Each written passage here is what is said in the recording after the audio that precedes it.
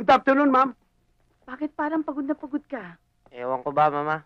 Parang hapong-hapo ako at nanghihina ang katawan ko.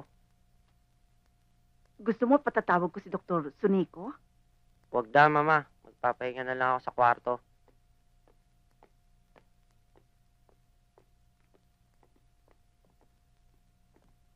Bakit? May sakit na naman ba anak mo? Wala naman daw, kaya lang nanghihina siya. Alam mo, kinakabahan ako sa anak mo. Yung mga kinikilos niya. Ikaw naman. Baka napagod lang sa eskwela. Masyado ka naman nag-aalala sa bata. Halika na sa loob. At makapagapunan.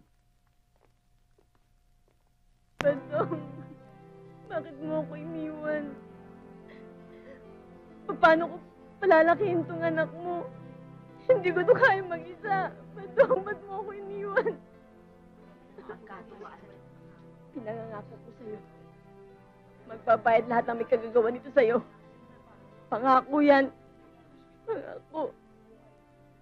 Ipapupulis ko silang lahat. Ipapupulis ko silang lahat.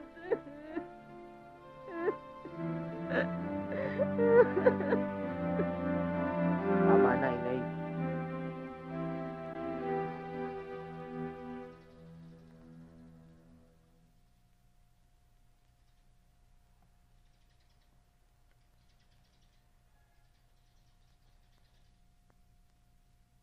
Alam mo, nahihiwagaan talaga ako sa ikinikilos ng anak mo ngayon.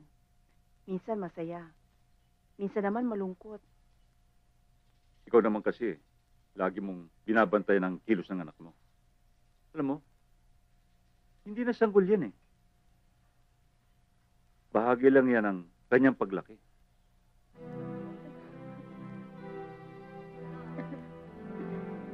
Huwag ka. Badong, huwag ka. Huwag ka. Iwan. Hindi ko kaya to. Hindi ko kaya to.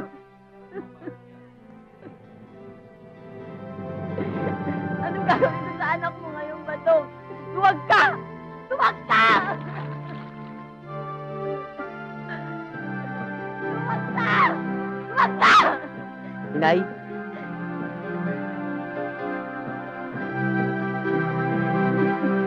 Inay, uminom na naman kayo. Alam niyo naman bawal sa inyong alak, ah. Anak, gusto ko nang mamatay. Hindi ko kaya to.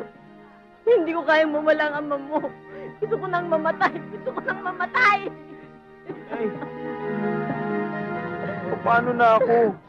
Pag namatay pa kayo. Paano na ako, Nay? Nay.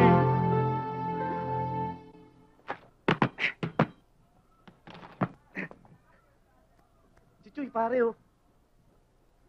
Sige, batuin mo. Yari to sa akin. Walang niya ka talaga, Betong. Kahit hindi lumalaban, binabato mo. Anong paki mo? Kapatid mo ba siya? O kadugo mo? Oo nga naman! Hindi. Bakit nagpuputok ang butsi mo? Dahil galit ako sa walang niya katulad mo. O ano? May reklamo? Sura, pare. Bakit nyo ako lagi pinagtitripan? Ano akala niyo sa akin? Pariwana? Ha?